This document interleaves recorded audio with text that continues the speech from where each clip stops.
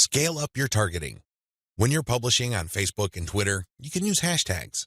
This is definitely true with Instagram. Regardless of the platform you're on, make sure you play around with how you categorize or tag your content. In any niche, there are many different tags available. Experiment with these.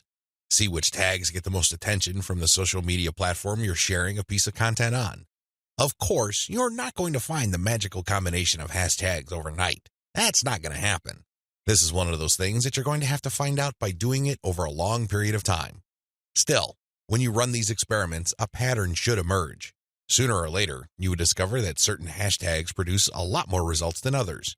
They draw a lot more eyeballs. They get a lot more attention. Most importantly, they get a lot more engagement.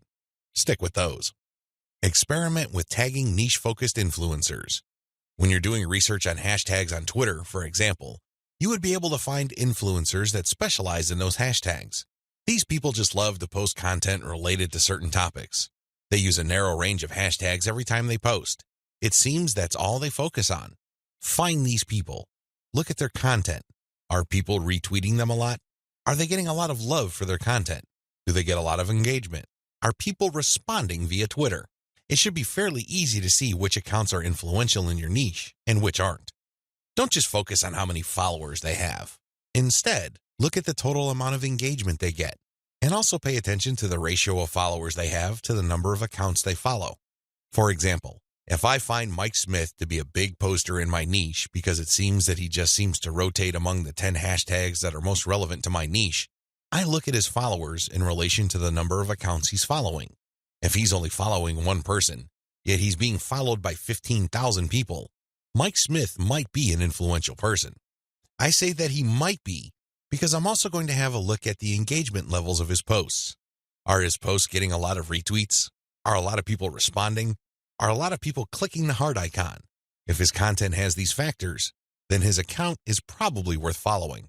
Most importantly, you should tag influential people on Twitter when you post. You use your most powerful hashtags and you mention them in your post. This can help you get on their radar. These people would be put on notice that you are also sharing content that is similar to the stuff that they are interested in. If they check out your stuff and they like what they see, don't be surprised if they share your content with their following. Engage with them. Let them know about your questions or suggestions. In fact, you should engage with them so much that you can possibly create a relationship where they would publish your guest posts if they're bloggers, or discuss whatever it is you're doing on their social media platforms. At the very least, when you partner with them, they become part of your content distribution network. In fact, a lot of them can even get you interviewed on influential blogs in your niche. Don't think that influencer engagement is simply restricted to tagging people. That's just the beginning. That's actually the tip of the iceberg. They can do so much more for you. You just have to continuously engage them and be social. This doesn't mean that you have to kiss their butt.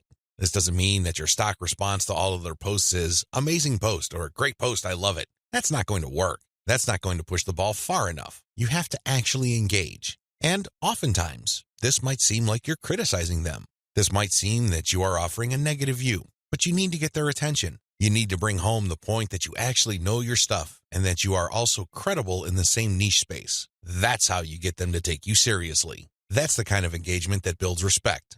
Otherwise, you're just going to look like another member of the choir. They really don't have any incentive to interview you or post your guest content. Why should they? You're not really sharing any information or suggesting any points of view that are different or distinctive. Experiment with paid traffic. Only after you have spent a lot of time drumming up free traffic from social media marketing should you even think of buying traffic. I know this sounds a bit extreme, but it's the absolute truth. Why? Well, in the beginning, you don't know when your target audience members will be reading your content. In the beginning, you don't know what their demographic breakdown looks like.